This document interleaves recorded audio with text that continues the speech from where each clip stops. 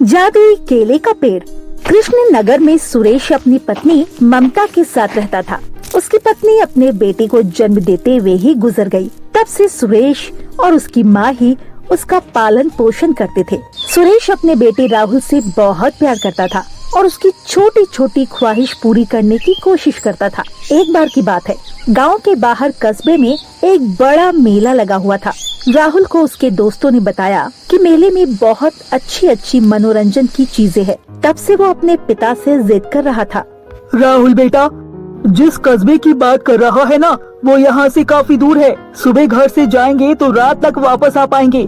कुछ समय रुक जाओ, देख लेना, वो मेला हमारे गांव में भी लग जाएगा। नहीं पिताजी, आप जानते हैं हमारे गांव में कोई मेला नहीं लगता। आप मुझे कितने दिनों से कहीं भी घुमाने भी नहीं लेकर गए। मेरे सब दोस्त मेला देखकर आ रहे हैं, वो सब उसकी तारीफ कर रहे हैं। अब तो 2 दिन ही बचे हैं। चलो पिताजी, मेला देखने चलते हैं। वैसे राहुल बेटा, इतनी जिद अच्छी नहीं होती, लेकिन अब तेरा मन कर रहा है तो मैं क्या कहूँ। सुरेश, जा बेटा, इसको दिखा ला मेला, वरना पूरा साल इसी तरह हमें परेशान करता रहेगा। सबके सोने के बाद सुरेश अपने पास जमा पैसे देखता है। फिर वो अपने मन ही मन में सोच लेता है, कोई बात नहीं, वो राहुल को मेला दिखा लाएगा। अगले दिन सुबह सुरेश राहुल को मेले में चलने के लिए बोलता है। सच में पिताजी, मैं अभी नहा धोकर तैयार हो जाता हूँ। राहुल अपने पिता सुरेश के साथ बस में बैठकर कस्बे में लगने वाले मेले को देखने जाता है। पूरा दिन वो अपने पिताजी के साथ कभी बड़े झूलों पर झूलता तो कभी इधर उधर निशानेबाजी की गेम खेलता। दोपहर में सुरेश अपने बेटे को खाना खिलाता है। शाम के समय वहाँ से अपनी माँ के लिए थोड़ा सा सामान लेकर वो लोग गांव वाली बस को पकड़कर उसमें बैठकर गांव आने लगते हैं। तभी रास्ते में दूसरी बस से टकराने के कारण बस हादसा हो जाता है, जिसमें राहुल को बहुत ज्यादा चोटें आ जाती है और उसका काफी खून भी बह जाता है। सुरेश अपने बेटे को लेकर पास के ही हॉस्पिटल में जाता है। इस हॉस्पिटल में तो बिल्कुल भी जगह नहीं है। आप इस बच्चे को लेकर किसी दूसरे हॉस्पिटल में चले जाओ। सुरेश जानता था कि उसकी जेब में बिल्कुल भी पैसे नहीं है। प्राइवेट हॉस्पिटल में वो राहुल को लेकर जा नहीं सकता, लेकिन फिर भी वो पिता था तो उसे लेकर वो बड़े हॉस्पिटल में जाता है। ओहो, इसका तो काफी खून बह चुका है। खून का इंतजाम भी करना होगा। इसको ऑपरेशन थिएटर में लेकर जाते हैं। तब तक आप काउंटर पर 50,000 जमा करा दो। आप मेरे बेटे का इलाज शुरू करो, मैं अभी 50,000 रूपए लेकर आता हूँ। नहीं नहीं, पहले आपको पैसे जमा कराने होंगे, तभी हम इसको हाथ लगाएंगे। देखो, मेरी बेटी की तबीयत बहुत ज्यादा खराब है, आप इसका इलाज तो शुरू कीजिए, मैं 50,000 लेकर आता हूँ। लेकिन हॉस्पिटल में कोई भी राहुल का इलाज करने के लिए राजी नहीं होता। राहुल की हालत देखकर सुरेश को बहुत रोना आ रहा था। वो अपने बेटे के जख्मों पर अपने ही कुर्तों को फाड़ कर बांध देता है और उसे अपनी गोद में उठाए घर की तरफ आ जाता है। वो गांव के पास जंगल से गुजर ही रहा था कि तभी उसे कोई आवाज देकर रोकता है। कौन है भाई? दिखाई नहीं दे रहा। जो कोई भी है, मेरे सामने आकर बात करो। मैं इस समय बहुत तकलीफ में हूँ। मेरे बेटे को बहुत चोट लगी है, मुझे उसका इलाज करवाना है। हाँ, मैं जानता हूँ, इसीलिए तो मैं तुम्हें आवाज देकर रोक रहा हूँ। तुम थोड़ा पीछे की तरफ आओ। देखो, तुम्हें अपने पीछे एक रोशनी दिखाई दे रही होगी। मेरे पास तक चल कर आओ। सुरेश पीछे मुड़कर देखता है तो उसके पीछे बहुत रोशनी थी। वो उस जगह पर जाता है तो देखता है वहाँ पर एक सुनहरा केले का पेड़ है। सुरेश, तुम्हारा बेटा बुरी तरह घायल है। तुम एक काम करो, मेरे पेड़ के पत्तों को तोड़कर अपने बेटे के जख्मों पर बांध दो। जल्दी करो, इसकी तबीयत बहुत ज्यादा खराब है। तुम कौन हो भाई, और मेरी मदद क्यों कर रहे हो? सवाल जवाब करने का समय नहीं है। सुरेश, जल्दी से मेरे पेड़ की पत्तियां तोड़कर अपने बेटे के जख्मों पर बांध दो। सुरेश जल्दी से वहाँ अपने बेटे को लिटा देता है और उस सुनहरे केले के पेड़ की पत्तियों को तोड़कर अपने बेटे के जख्मों पर बांध देता है। जख्मों पर बांधने के बाद कुछ ही देर में उसके बेटे को होश आ जाता है। ये देखकर सुरेश की आंखों से खुशी के आंसू निकल जाते हैं। वो अपने बेटे को गले लगा लेता है और राहुल भी अपने पिता को कस कर गले लगा लेता है। मुझे बहुत खुशी हो रही है। तुम्हारा बेटा बिल्कुल ठीक है, लेकिन वो अंदर से बहुत कमजोर है। तुम एक काम करो, मेरे पेड़ के केले तोड़ लो और रोज एक केला अपने बेटे को खिलाना। ये जादुई केले हैं, जल्दी ही तुम्हारा बेटा ताकतवर हो जाएगा। तुमने मेरे बेटे की जान बचाई है, मैं तुम्हारे लिए क्या कर सकता हूँ? बोलो, मुझे बताओ। इस महीने की पूर्णिमा के दिन तुम मुझे आकर इस संसार की मोह माया से मुक्त कर देना, लेकिन याद रखना तुम्हें पूर्णिमा के दिन ही आना है। तुम किसी भी समय आ सकते हो, लेकिन तुम्हें आना होगा और आकर मेरे पेड़ पर बंधे हुए इस धागे को तोड़ना ही होगा। क्या तुम मेरे लिए ये सब कर सकते हो? हाँ हाँ, क्यों नहीं। तुम्हारी वजह से मेरे बेटे की जान बची है, मैं कुछ भी कर लूँगा। मैं पक्का पूर्णिमा के दिन आकर तुम्हें यहाँ से आजाद करवा दूंगा।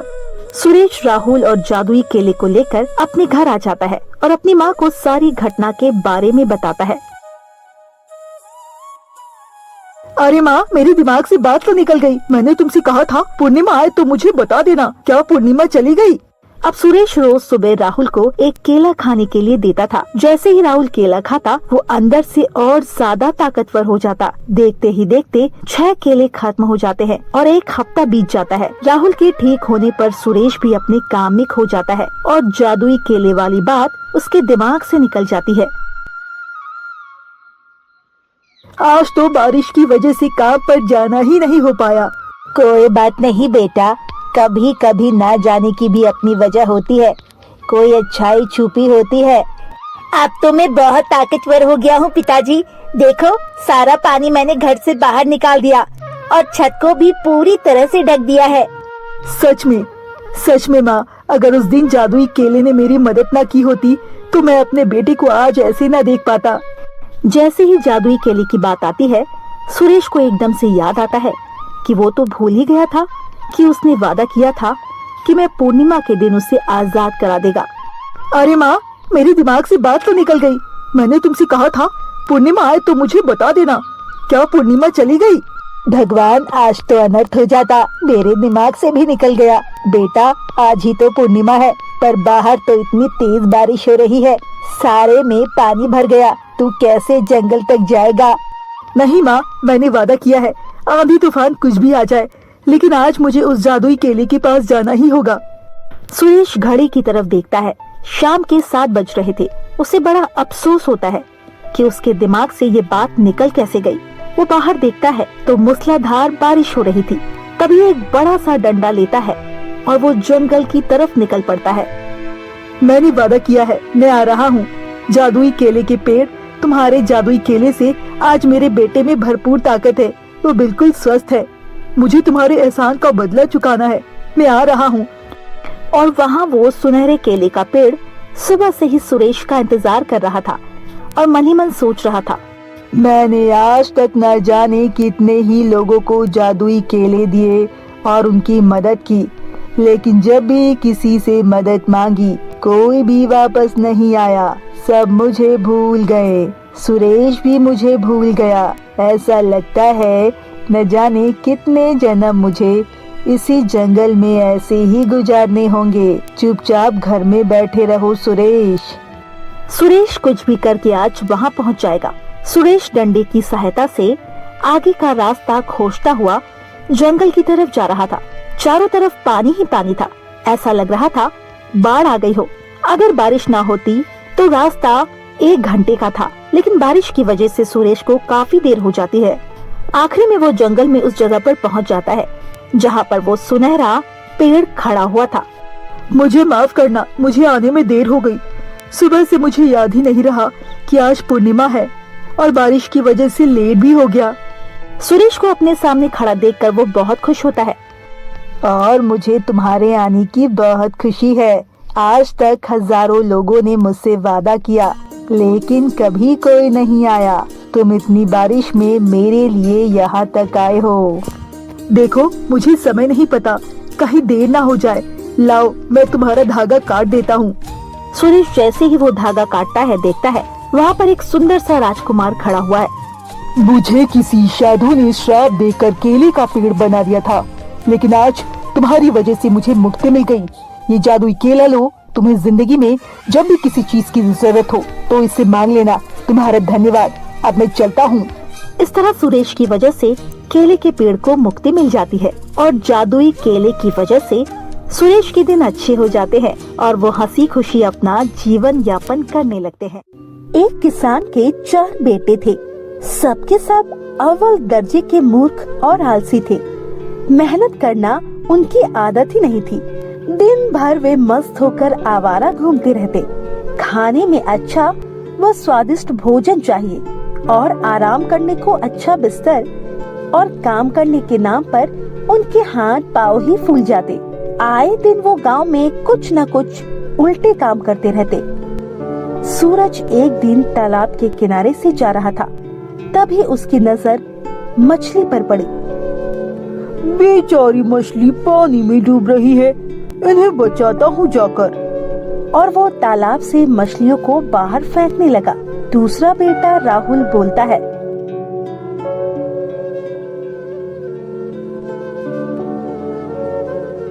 अब मैं बहुत अमीर बन जाऊंगा, क्योंकि अब तो मैंने पैसों के पेड़ लगा दिए हैं। बापूजी हमेशा मुझे डांटते रहते हैं, लेकिन अब वो खुश हो जाएंगे। तीसरा बेटा सुधीर बोलता है, अरे देखो देखो, इस कुत्ते की पूंछ कैसी टेढ़ी हुई है, अभी सीधा करता हूँ।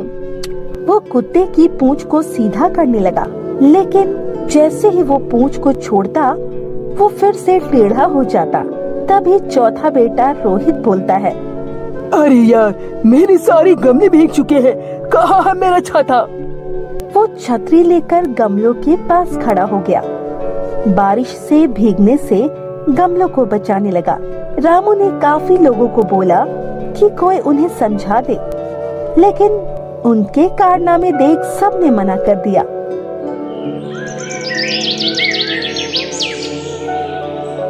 एक दिन चारों लड़के जंगल के रास्ते से कहीं आ रहे थे।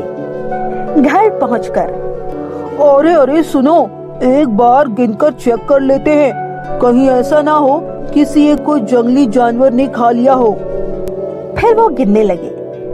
1 2 3, और ये क्या है? मेरा शक सही था, हम में से किसी एक को जंगली जानवर खा गया है। अरे अब क्या होगा? बापूजी को क्या बोलेंगे? ओहो, तुम सही कहते हो, बापूजी को क्या बोलेंगे? बार बार गिनने के बाद भी वे 3 ही गिन पाए। उन्होंने जोर जोर से चिल्लाना शुरू किया। उनकी आवाज सुन एक बूढ़ा व्यक्ति अंदर आया।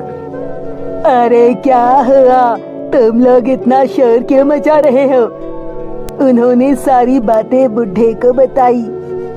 अच्छा ये बात है, तुम एक काम करो, एक डंडा लेकर आओ। अब तुम ध्यान से देखना मैं कितने लोगों को मारता हूँ। 1 2 3 ऐसे करके चारों की गिनती पूरी हो गई। अरे ये कैसे हो गया? अभी तक तो 3 थे, अब 4 कैसे हो गए?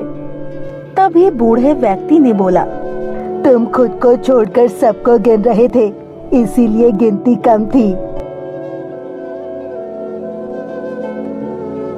एक बार गांव से उन्हें दूध मिला। अरे आज तुमको सारा दूध मिला है, एक काम करते हैं, बापूजी को बोलकर इसकी खीर बनवा लेते हैं। हाँ हाँ सही रहेगा, खीर बना लेते हैं, आज तो हम खीर खाएंगे। वे बापूजी को मनाने लगे।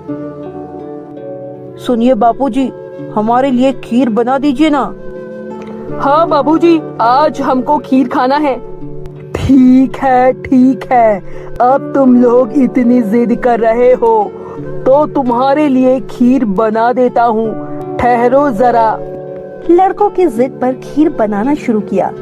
खीर बनाने के बाद, अरे सुनो, मैंने खीर तो बना दी है, लेकिन इसमें शक्कर नहीं है।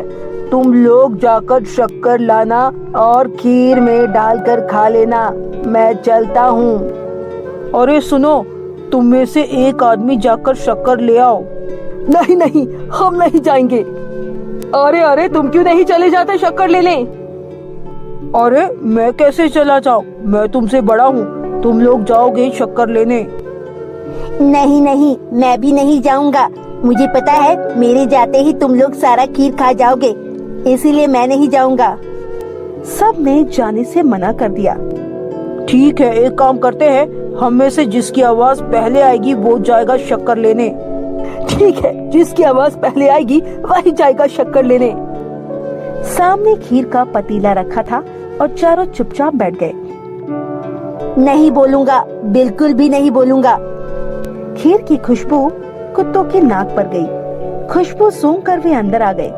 चारों को चुपचाप बैठा देख कुत्तों का साहस बढ़ गया और वो खीर के पतीले पर टूट पड़े। कुछ ही देर में सारा खीर चट कर गए कुत्ते। खीर खाने के बाद एक कुत्ते ने सोचा, उन्हें देख लो, कहीं ये मरे तो नहीं, और वो एक का मुंह चाटने लगा। तभी लड़का चिल्लाने लगा, अरे अरे भगवान, कहाँ मेरा अब हम सब मुंह चाटता है। उसके चिल्लाते ही सब लोग चिल्लाने लगे। अरे अरे जाओ, अब तुम जाओ शक्कर लेने। अब तुम्हें जाना पड़ेगा शक्कर लेने। अरे तू जाएगा शक्कर लेने तो। उन लोगों की आवाज सुन उसका बापू वहाँ आ गया। अरे क्या हुआ, तुम लोग इतना शोर क्यों मचा रहे हो? उन्होंने बापूजी को सारी बात बताई। उनकी बात सुन बापूजी बोले, सूरज, तू तो सबसे बड़ा है, शक्कर लेने तुझे जाना चाहिए था।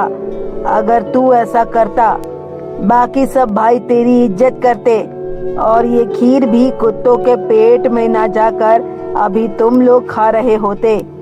इसी तरह आपस में तुम लोग लड़ते झगड़ते रहे। देखना, जिंदगी में तुम कभी कामयाब नहीं हो पाओगे और कोई बाहर का आदमी आकर तुम्हारा फायदा उठाकर चला जाएगा। बापूजी, हमें माफ कर दीजिए। हम कसम खाते हैं अब से हम वापस में मिलजुल कर रहेंगे। हाँ हाँ बापूजी, अब हम सब मिलकर रहेंगे और एक दूसरे का कहना मानेंगे। हमें माफ कर दीजिए बापूजी। बापूजी की बात सुन सबको अपनी गलती का एहसास हुआ और सबने सुधरने का प्रण लिया। गरीब की मोटी बीवी। हर इंसान को ऐसी बीवी की चाहत होती है जिसे स्वादिष्ट खाना बनाना आता हो, लेकिन यहाँ तो सुरेश को ऐसी बीवी मिल गई जो सिर्फ और सिर्फ खाती रहती थी और ज्यादा खाने के चक्कर में वो इतनी मोटी हो गई थी कि उससे बैठकर उठ पाना भी मुश्किल हो जाता था। लेकिन फिर भी वो खाना नहीं छोड़ती थी, रात दिन बस खाती रहती थी। दरअसल शादी के वक्त मोहन को नहीं पता था कि उसकी बीवी इतनी भुक्कड़ है, क्योंकि सुरेश की अरेंज मैरिज हुई थी। शादी से पहले सुरेश अपनी बीवी मुस्कान से एक बार भी नहीं मिला था। अपने एक रिश्तेदार के कहने पर उसने शादी के लिए हाँ कर दी थी। मोहन एक छोटा सा ढाबा चलाता था और वही सुनकर मुस्कान सुरेश से शादी करने के लिए तैयार हुई थी। सुरेश को इस बात का एहसास तो सुहाग रात में हुआ और देखा कि मुस्कान सिसक सिसक कर रो रही है। क्या हुआ मुस्कान, रो मत। घर की याद आ गई क्या? देखो, हर एक लड़की को एक ना एक दिन ससुराल तो आना ही पड़ता है। प्लीज अब रो मत। मुस्कान ने कहा, मैं उस वजह से नहीं रो रही हूँ। तो फिर क्यों रो रही हो? मुझे भूख लगी है, पर 1 घंटे पहले मैंने मिठाई खाई थी, उसके बाद मैंने कुछ भी नहीं खाया। लेकिन 1 घंटे में तुम्हें भूख कैसे लग गई? मुझे खाने के 5 मिनट बाद भूख लग जाती है। आप 1 घंटे की बात कर रहे हो, मुझे खाना लाकर दो जल्दी से। अब ठीक है, मैं खाना लाता हूँ। शादी का खाना बच गया था। उसमें से सुरेश ने मुस्कान को बटर नान और छोले लाकर दिया। और लाइए। अब तो खत्म है। तो फिर राइस, बिरयानी और मटन लाइए। सुरेश दौड़कर खाना खाने लगा और मुस्कान खाती गई। इतना खाने के बाद भी मुस्कान की भूख खत्म नहीं हुई। और लाइए। अरे, सारा खाना खत्म हो गया। मुझे कुछ नहीं पता, मुझे खाना लाकर दीजिए, मुझे मैगी बनाकर दीजिए। सुरेश ने 1 पैकेट मैगी बनाकर दिया और मैगी खाने के बाद मुस्कान ने कहा, हाँ अब थोड़ा ठीक लग रहा है, चलिए सो जाइए। मुस्कान रजाई ओढ़कर सो गई। सुरेश भी सो गया और नींद में मुस्कान एक के बाद एक जहरीली बदबूदार गैस छोड़ने लगी। अरे ये क्या, ये किससे शादी कर ली मैंने? इससे अच्छा तो मैं पूरी जिंदगी अकेला रहता। लेकिन अब पछताए खोट क्या, जब चिड़िया चुग गई खेत। ये तो बस शुरुआत थी। अगले दिन सुबह उठकर घर की जितनी भी सब्जियां थी, मुस्कान वो सब कच्ची खा गई। सुरेश ने उठकर देखा तो रसोई में खाने के लिए कुछ भी न था। ये क्या, यहाँ तो कुछ भी नहीं है। मुझे क्या पता, मुझे भूख लगी थी इसीलिए मैंने सब कुछ खा लिया। अब मुझे दोपहर को फिर से भूख लगेगी, तब मैं क्या खाऊंगी? ठीक है, मैं ढाबे से तुम्हारे लिए खाना भेज दूंगा। सुरेश बिना नाश्ता किए ढाबे पर चला गया, लेकिन उससे मुस्कान को कोई फर्क नहीं पड़ा। वो बस खाने के बारे में सोचने लगी। दोपहर को ढाबे से सुरेश ने 2 प्लेट बिरयानी भेज दी, लेकिन 2 प्लेट बिरयानी खाकर भी मुस्कान का पेट नहीं भरा। शाम को सुरेश के लौटने पर मुस्कान जोर जोर से रोने लगी। अब क्या हुआ, क्यों रो रही हो? खाना तो भेज दिया था मैंने। 2 प्लेट बिरयानी से मेरा पेट नहीं भरा। आपको तो पता है मैं कितना खाती हूँ। मुझे कम से कम 20 प्लेट बिरयानी चाहिए। 20 प्लेट? मुस्कान, मैं गरीब हूँ, ढाबे से ज्यादा पैसा नहीं आता है। ऊपर से तुम इतना ज्यादा खाओगी तो कैसे चलेगा बताओ? और अपना वजन देख रही हो, ऐसे वजन बढ़ता रहा तो बीमारियां आकर जकड़ लेगी तुम्हें। क्या आपने मेरे खाने को और मोटापे को लेकर ताना मारा? मैं चली जाऊंगी, मैं आज ही मायके चली जाऊंगी छोड़कर। अब सुरेश मुश्किल में पड़ गया। शादी के 1 दिन बाद ही अगर बीवी मायके चली गई तो लोग क्या कहेंगे? सुरेश मुस्कान को समझाने लगा। रो मत मुस्कान, ठीक है, मुझसे गलती हो गई, रो मत। मैं चली जाऊंगी। अगर आप मुझे खिला ही नहीं सकते हो तो मुझसे फिर शादी क्यों की? सुरेश ने अपने मन में कहा, मुझे थोड़ी पता था कि तुम इतना ज्यादा खाती हो। भगवान क्या मुसीबत में डाल दिया मुझे। लेकिन सुरेश मन की बात मुस्कान को बोल नहीं पाया। उसने कहा, अब मत जाओ मुझे छोड़कर, मुझसे गलती हो गई मुस्कान, ठीक है, अब से तुम जितना चाहे उतना खा सकती हो, ढाबे से जब जो चाहो उतना खा सकती हो। तो फिर मैं तुम्हारे साथ हर रोज ढाबे पर जाऊंगी। ठीक है, वही होगा। अगले दिन मुस्कान सुरेश के साथ ढाबे पर गई और सिर्फ खाने लगी। मेरे लिए तंदूरी रोटी और बटर चिकन ले आओ। अरे ले यार, जल्दी ले आओ। और साथ में तंदूरी चिकन भी ले आना, और हाँ, सिरके वाला प्याज भी। मुस्कान खाती रही और सुरेश के कर्मचारी खाना बनाने लगे। लोग खाने के लिए ढाबे पर आए और खाना न मिलने पर भागने लगे। और भैया मेरे लिए रुमाली रोटी और दाल मखनी ले आना। रुमाली रोटी तो है लेकिन दाल मखनी नहीं है साहब। तो फिर चिकन भरता? वो भी नहीं है। पनीर? वो भी खत्म हो गया साहब। अरे यार, तो फिर क्या है? ठीक है, जाओ, सिर्फ रुमाली रोटी ले आओ, नमक के साथ खा लूंगा। तभी मोहन के कर्मचारी ने चिल्लाकर कहा, रुमाली रोटी भी अभी भी खत्म हो गई है और रोटी बनाने के लिए मैदा भी नहीं है। अरे यार, मुझे इस ढाबे पर आना ही नहीं चाहिए था और कभी नहीं आऊंगा मैं। कस्टमर भागने लगे और मुस्कान खाती रही। मोहन का दिल जोर जोर से धड़कने लगा। हे भगवान, ऐसे चलता रहा तो मुझे ढाबे पर ताला लगाना पड़ेगा। पता नहीं मैंने शादी ही क्यों की। शाम को सारा खाना खत्म करने के बाद मुस्कान सोने के लिए घर चली गई। सुरेश मुंह फुलाकर ढाबे पर बैठा रहा। उसका कर्मचारी वहां आया। क्या सोच रहे हैं मालिक?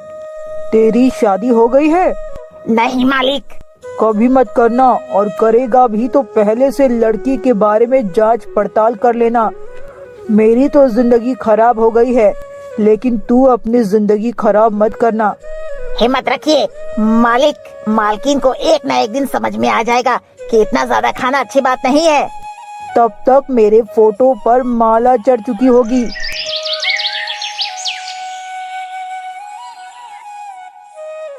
इसके बाद 1 महीने तक मुस्कान ढाबे से खाना खत्म करने लगी। सुरेश और गरीब होता गया और महीने के अंत में लोगों से उसे उधार लेना पड़ा। सुरेश जब सब कुछ छोड़ छाड़ कर भागने की सोच रहा था, तभी एक रात को अचानक से मुस्कान के सीने में दर्द होने लगा। बहुत दर्द हो रहा है। मुस्कान सीने पकड़कर बैठ गई। सुरेश उसे तुरंत अस्पताल ले गया और डॉक्टर ने कहा, मुस्कान जी, छोटा मोटा हार्ट अटैक हुआ है आपको। Heart attack? लेकिन कैसे? क्यों? अभी तो मेरी उम्र कितनी कम है। हार्ट अटैक उम्र देखकर नहीं, लाइफस्टाइल देखकर आती है। आपको ये सब खाना बंद करना होगा। आपके शरीर में कोलेस्ट्रॉल बहुत ज्यादा है। मुझे इतनी जल्दी नहीं मरना, मैं मरना नहीं चाहती हूँ। आपको काम करना होगा, खाना कम करना होगा, नहीं तो फिर से हार्ट अटैक आ जाएगा आपको। मुस्कान डर गई और उसके बाद से वो पूरी तरह बदल गई। उसने खाना बहुत कम कर दिया और मोटापा कम करने के लिए वो ढाबे पर काम करने लगी। उससे ढाबे का भी फायदा होने लगा। धीरे धीरे लोग आने लगे और सुरेश को मुनाफा हुआ और ऐसे ही भुक्कड़ बीवी पतली हो गई और सुरेश अपनी बीवी के साथ खुशी खुशी रहने लगा।